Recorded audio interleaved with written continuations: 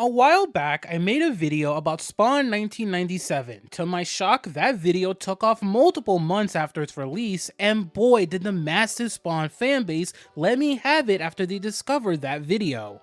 To be as blatant as possible, people hated that video, and truthfully, I can't blame them. With a lot of hindsight, growth as a creator, and a ton of feedback from the comment section of that video, I can see where I went wrong with that video. That being said, I finally re-watched Spawn with an open mind, and I'm happy to say that I now have a different perspective on this movie. Due to its behind-the-scenes struggles that are renowned, Spawn 1997 is a mixed bag of a superhero movie with a ton of missed potential. Whether it's due to its messy editing, multiple repeated lines of dialogue, or the rare amount of good moments in the movie, you can't help but think about what this movie could have been if you were to watch Spawn today. Spawn isn't very good. However, despite its flaws, you can very clearly see what this movie was supposed to be.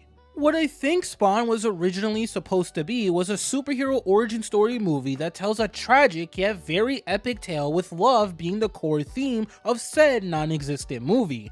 Unfortunately, that isn't what we got with the theatrical cut of Spawn. Instead, we got an infamously poor film that has too strong of a reliance on humor to distract the viewer from the movie's poor editing, odd scene placement, lack of depth, and inexistent supporting cast. Now, I know that sounds like I still hate the humor of Spawn, but honestly, I don't, at least outside of one specific joke at the end of the movie that aged terribly. However, the use of humor in Spawn's theatrical cut does more harm than good because it undermines various aspects of the movie, such as scenes that are supposed to be serious or sad, but you can't help but laugh at due to the pacing and editing of Spawn. To give you a far more specific example of this movie undermining itself this way, let's talk about Al Simmons.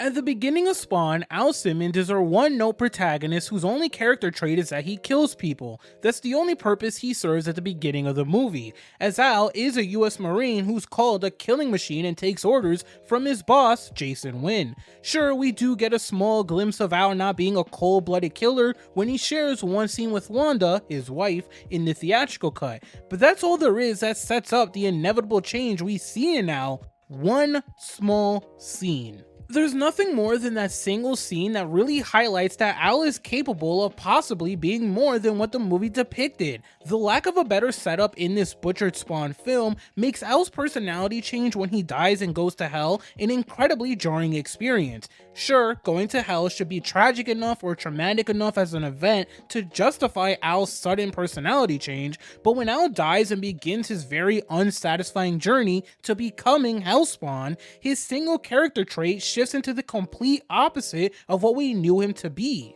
He goes from being a stone-cold, emotionless killer to being a man who really loves his wife. Now, while that personality change is partially understandable due to Malbolgia, who's sort of like the devil in this movie, dangling the concept of returning to Wanda if Jason Wynn is killed over Al's head, that doesn't necessarily prevent this aspect from being any less annoying or head-scratching. If anything, Al's obsession with returning to Wanda ends up becoming more annoying than endearing as the movie goes on. This is going to be a deep cut for some people, but remember in Luigi's Mansion how Luigi would call out to Mario every now and then? Imagine that constantly happening throughout the entire game. Eventually, that's gonna become agitating and get on your nerves, right? Well, in Spawn, Al's constant yelling or grunting about Wanda is incredibly annoying because that's all he does after going to hell, yell or grunt about Wanda. While Al wanting to return to Wanda should be his key motivation or underlying driving force that gets him through his journey, there's a difference between how Al acts in Spawn versus any other superhero protagonist ever that also has a similar motivation. That difference is Al Simmons' lack of growth.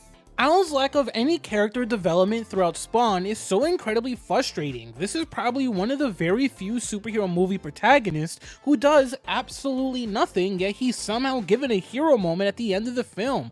Honestly, I kind of hate that. I hate that Al is a protagonist who does almost nothing of any significance throughout the movie besides fall through a ceiling in a cool fashion that shows off his cape. I know it sounds like I hate this movie, but I'm more annoyed than anything else because Al's character development doesn't happen until Cagliostro, a character who's nothing more than a glorified cameo in this version of the movie, decides to finally work up the courage to talk to Al at the very end of it.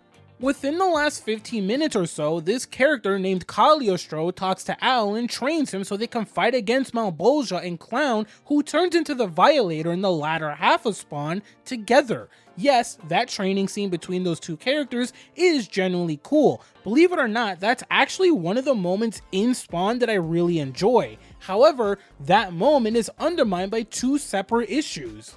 Firstly, it's hard to care about Cagliostro when he does nothing besides play the role of a random background character that appears to be watching over Al 2 or 3 times throughout the movie. This character was very clearly supposed to be a mentor throughout the entire movie in an alternate version of this film, but in Spawn's theatrical cut, he does nothing outside of periodically playing the role of a narrator to help convey what's actually going on within the movie's story, which is actually yet another thing I've grown to appreciate about this film. What's really odd though is when Ka finally talks himself into speaking with Al before the final fight of the movie, he answers with the following line: "I'm Cagliostro, that's all you need to know." Meanwhile, at this point in time, we know absolutely nothing about him. The viewer has no idea as to who he is or what his true intentions are. That moment should have been used to explain who he is, what his goals are, and why he's important to this movie's story through 1 or 2 lines of dialogue. I don't know if that's specifically an editing problem, a writing problem, or both, but that's my main issue with Cagliostro. My second issue with Cagliostro is that his training moment with Al immediately feels laughable since he ends up dying at the very beginning of that final fight, at least in the theatrical cut that is. Think about that for a second. In the theatrical cut of Spawn, Al gets trained by a character who does nothing beyond watching him from random corners in an alleyway. That training moment is made to be significant, but due to the editing of the film, that pivotal moment gets immediately undermined because that same last-minute mentor character gets killed immediately after that training scene. There wasn't a hero sacrificed by Cagliostro. There wasn't a back-and-forth fight between Cagliostro and one of the villains in this movie. And it wasn't like he said some final inspirational words to Al before dying.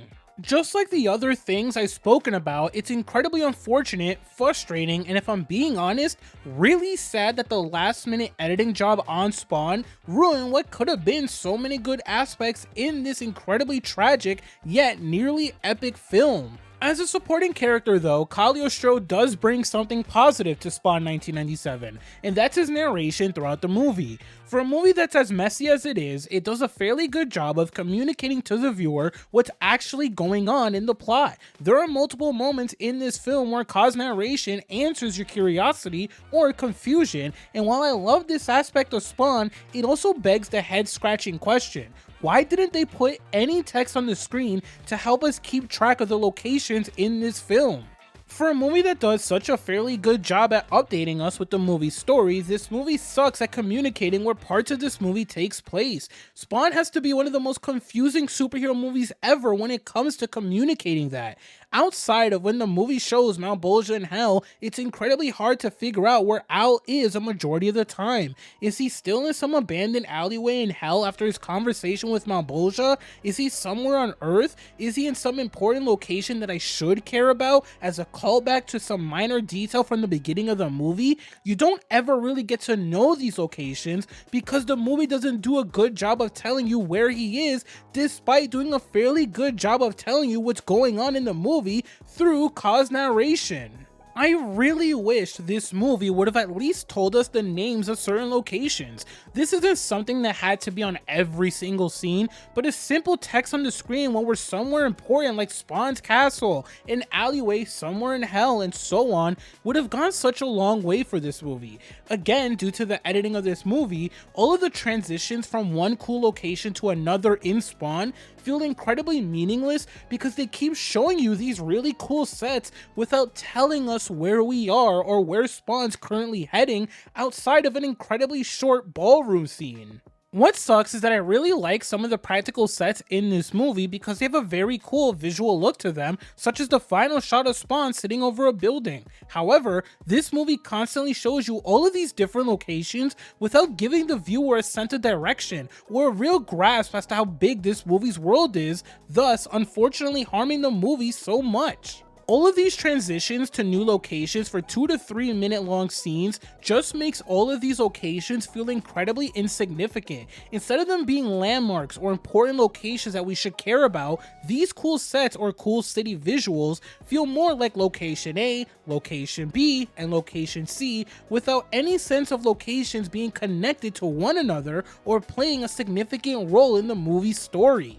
As for the villains of Spawn, in my previous video, I went on an incredibly dumb rant about how pointless and terrible the villains are, and believe it or not, that rant aged poorly. Just to give you an idea as to how bad that rant was, here's a small part of what I originally said about one of those villains, the Violator. The Violator is written as a comedic relief character. He's written like every single time he's on screen, he's supposed to make you laugh. Here's the problem though, this character is awful. He's not funny, he's not entertaining, he's not written cleverly, and he's just straight up obnoxious.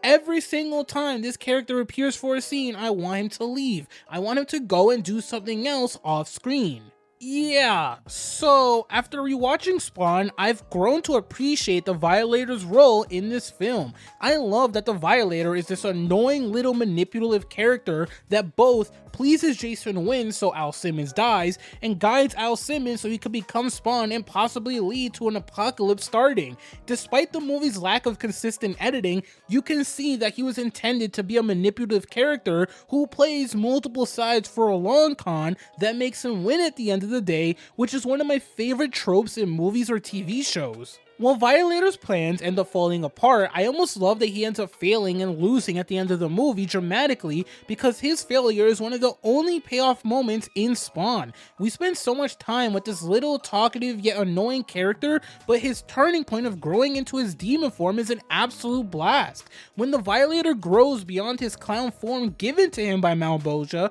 it leads to the most exciting parts of this movie, which are the multiple fights he and Spawn have.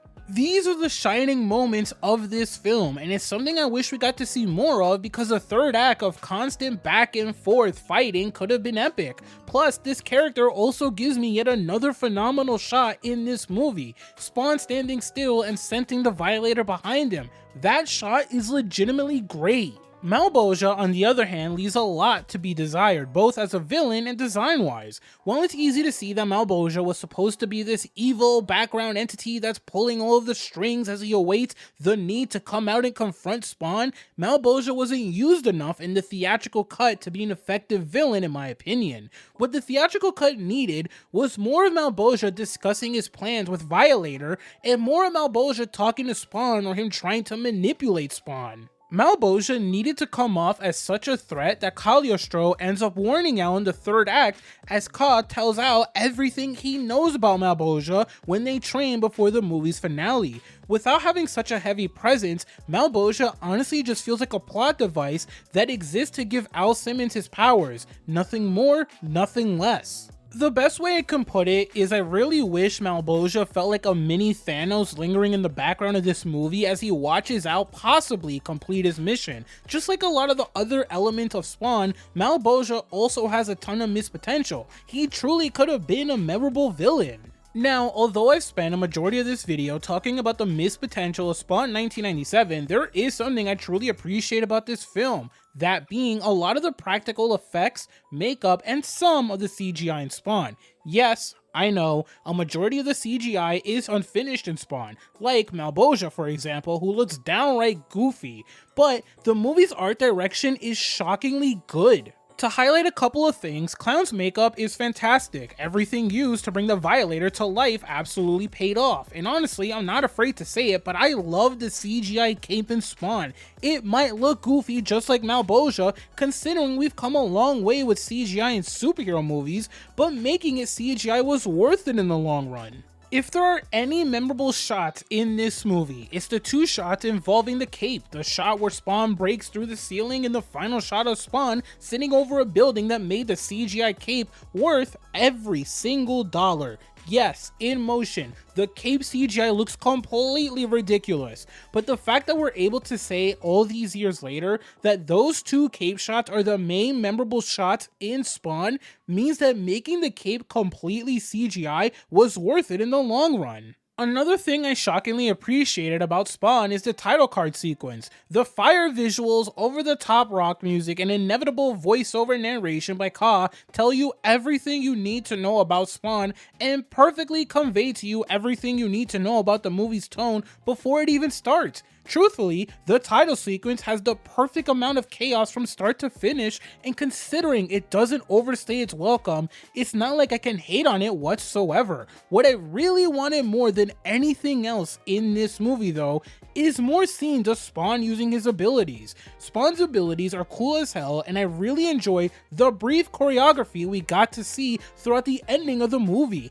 It really sucks that Spawn was relegated to using a gun for a majority of this movie, likely due to budgetary reasons, because man, if he was running around doing all sorts of cool things with his abilities, this movie would have been a visual effects highlight reel that was way ahead of its time. After rewatching Spawn 1997, I can easily say that I no longer hate the movie as much as I previously did, nor do I think it's the worst superhero movie ever made. Unfortunately, I just look at Spawn as a superhero movie with a ton of missed potential, and that's what hurts the most about this film. You can see how much we missed out on, you can see how butchered this movie was, and you can see that this movie was so close to being ahead of its time. If you don't believe me, at least watch clips of the final act of Spawn, because that's where all of the cool moments happen, and that's where the movie shines the most. It's like once Al Simmons becomes Spawn, the movie finally pivots into a direction that was so cool, so epic, and had a ton of potential, but unfortunately,